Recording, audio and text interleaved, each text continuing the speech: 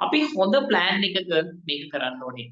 අපි මුලින් උදාහරණයක් අරගෙන ආව ළමයි මිනිස්සු නැති පැත්තක කොහොමද ෂොප් එකක් දැම්මොත් අපි කොහොමද කස්ටමර්ස්ලා හදාගන්නේ කියන තැනදී. ඒක ඇත්තටම ප්‍රායෝගික නෑ කියලා අපි හැමෝටම බැලුව බැලමට පේනවා. ඔව් ඒක ප්‍රායෝගික නෑ.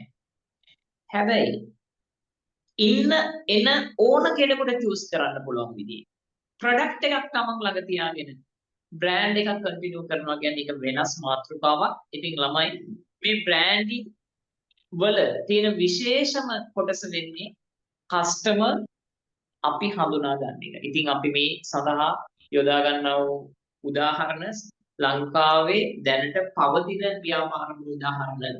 මේවා ඕගොල්ලෝ ටච් කරන්න, ඕගොල්ලෝ හිතන්න, බලන්න, යන්න, මේවා එක්ස්පීරියන්ස් කරන්න මේක ප්‍රායෝගිකත්වයේ තුල යන්නේ. ඉතින් ළමයි මේක හරි විශේෂ වැඩක්. අපි බලමු මෙතනින් ඉස්සරහට මේකෙන් මෙහෙම මොන වගේද කියලා. හරි විශේෂාන්ත. එතකොට අපි සාමාන්‍යයෙන් මිස් ප්‍රභා ටාගට් ඔඩියන්ස් එකක් තෝරනවා නම් එකක් අපිට පුළුවන් මේ විදිහට හොයන්න. ජෙන්ඩර් එක අනුව ගත්තොත් එහෙම නිකන් අපිට කෙලිම හොයාගන්න පුළුවන් නේ. එතකොට ගත්තොත් එහෙම ඒජ් එක අනුව, ජෙන්ඩර් එක අනුව, එතනිසිටි, ඉන්කම් එක අනුව පයින් කියන අපි කිව්වා බයින් පවර් එක අනුව අපිට පුළුවන් මේ වගේ ටාගට් ඔඩියන්ස් එකක් මුලින්ම අපේ ව්‍යාපාරික බ්‍රෑන්ඩ් එකට හොයාගන්න. මේ අපි උදව්වක් කරන්න මිස් ප්‍රභාත්.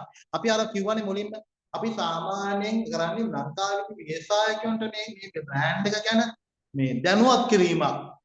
තමන්ගේ ව්‍යාපාරය කොහොමද බ්‍රෑන්ඩ් එකක් හදාගන්නේ. එතකොට මේ ටාගට් ඔඩියන්ස් එකක් ඔයාට මේ ජීව විද්‍යාත්මක සාධක පාවිච්චි කරලා ඔයාට මේව හොයාගන්න පුළුවන්. ටාගට් මම මේ කතා කරන්නේ ටාගට් මේ කියන්නේ තමන්ගේ ඉලක්කගත පාරිභෝගිකයන් කොටසක් කොහොමද අපි නිර්මාණය කරගන්නේ බ්‍රෑන්ඩ් එකට. ඔව්. purchase intention එක අනුව. ඒ කියන්නේ බලන්න මෙතන කියනවා describe how willing the customer to buy product or service within the time frame. අපි දෙන කාල සීමාවක් ඇතුලේ කොහොමද මේ පාරිභෝගිකයාගේ නැඹුරුව අපි කියන අර මේ බයින් පවර් ගැන අපි කතා කරා මිස්ටර් ප්‍රපත් කලින්. පාරිභෝගිකයා මේ භාණ්ඩා සේවා ගන්න නැඹුරුතාවය අනුව. ඒතර ඒක සමහරවිට ඩිපෙන්ඩ් වෙන්න පුළුවන් ඉන්කම් එක සමාජ තත්ත්වයත් එක්කනේ ආදායම් මට්ටමත් එක්ක තියෙනවා මේ කියන්නේ.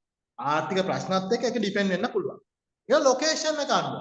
එතකොටත් අපිට මම අර කිව්වනේ අපිට පාරිභෝගිකයන් කොටස තෝරගන්නකොට අපි ලොකේෂන් එක කියන එක මේ මිස්ටර් ප්‍රපත් අනිවාර්යෙන්ම ඩිෆයින් කරලා අපි ගත්තොත් එහෙනම් ආහාර පාන කඩයක් දානවා කියන්නේ සෝරි දැන් අපි පීසා හට් එක ගන්න මිශ්‍ර ප්‍රභා ඔව් දැන් පීසා ගත්තොත් එහෙනම් අපිට එංගලන්ත කියන්නේ හැම රටේම තියෙනවානේ ඕක අපිට එහෙමයි කියලා ඉන්දියාවේ තියෙන පීසා එකකින් ඕඩර් කරන්න පුළුවන් මිශ්‍ර ප්‍රභා ලංකාවේ අපිට පීසා එක ඒක රිලයබල් නෑ අන්න අපි ලොකේෂන් වයිස් අපි හොයාගන්න පුළුවන් ඉන්ට්‍රෙස්ට් එක කොහොමද කැමැත්ත මේගොල්ලෝගේ ඔපිනියන් එක කොහොමද පර්සනැලිටි එක behavior එක life style එක මෙන්න මේවා ගැන සලකලා බලලා අපේ target audience එකක් මිස් ප්‍රබා define කරන්න පුළුවන් අනිත් එක තමයි sub culture group of people that identify with different කියන්නේ අපි කියන්නේ sub culture කියන උපසංස්කෘති තියෙනවානේ මිස් ප්‍රබා උපසංස්කෘති මේ මහා සංස්කෘතියේ පොඩි පොඩි උපසංස්කෘති තියෙනවා එතන දැන් අපි හිතුවොත් එහෙම අපි නිකන් අපි උතරම මේ උපසංස්කෘති කියන තෝරන මම තේරණ එකක් කියන්නේ දැන් අපි ගත්තොත් එහෙම අපේ දැන් බෞද්ධ සමාජය ඇතුලේ අපි ගත්තොත් සංඝ රත්නය කියන එක ඇවිල්ලා උපසංස්කෘතියක්. ඒත් අපි ගත්තොත් අපේ හාමුදුරුවරුන්ට අපි අටපිරිකර තමයි පූජා කරන්නේ. එතකොට මේ හාමුදුරුවෝල්ලෙන් ගත්තොත් ජීවන රටාව වෙනස්. ඒගොල්ලන්ට වෙනම අදිනපල් දින විදිය ඒව වෙනස්. ඒතර ඒක වෙනම අන්න ඒක තමයි උපකල්චර්.